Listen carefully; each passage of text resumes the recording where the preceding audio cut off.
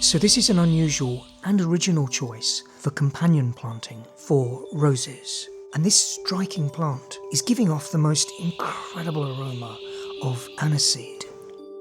Throughout the day, these umbral flowers are teeming with honeybees. The silhouette plus this fragrance it's giving off will confuse a lot of your traditional rose pests. And at the very least, it'll act as a sacrificial goat to draw away those pests. This walking photobomb is not our cat, although he does act like he owns the place. At least you get to hear the noisy miner's cat alarm. There's one more thing that I quite like about it, and that is that it's huge, as you can see. But you might be surprised to learn that this tall, crazy plant is actually one that you and I know quite well. But when it was younger. Because it's the vegetable fennel. But to be fair, I blew it in terms of actually harvesting the fennel bulbs. That was at the end of last season. The weather started raining for months and months and months, and if there were any fennel bulbs, I didn't do anything about them. But the plant carried on growing. So fast forward 9 or 10 months and this is what you've got. That squawking is the cookies, by the way, flying in from the left of screen. As your roses grow, even after the first season, they begin to get leggy. Which means, as the plant sheds its leaves, what's left behind is a very bare and thorny stem.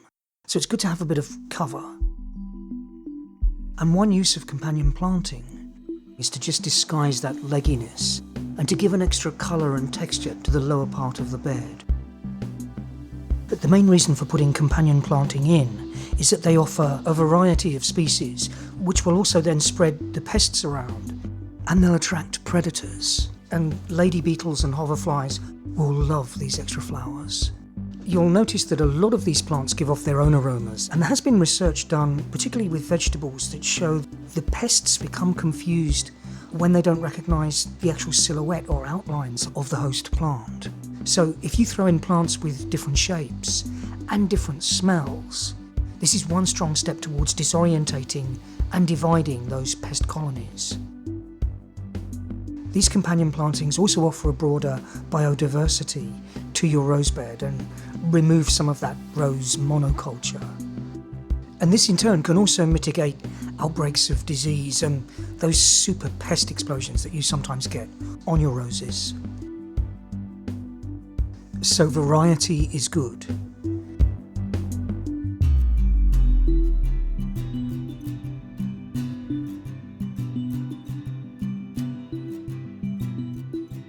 And the same applies if you have roses in pots.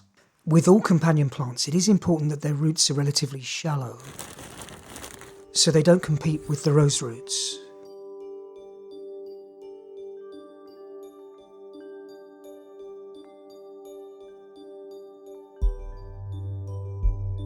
So next season, I'm going to try planting fennel behind my roses. I am going to need to trim them back from time to time.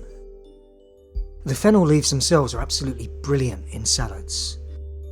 You can eat the leaves and the flowers, and you can cook fennel or eat it raw. You can also make tea from the seeds and the leaves. Fennel is one of the essential oils that gives sambuca its flavour. And I also have a feeling that when I do cut this back, it's actually going to compost well, so down the track it'll continue to regenerate the soil.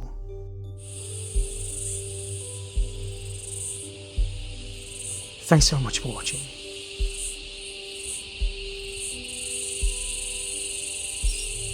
Unlike the fennel, I can't grow this channel without you. And it would help me massively if you would subscribe. That's all, that's it. Thanks so much, guys.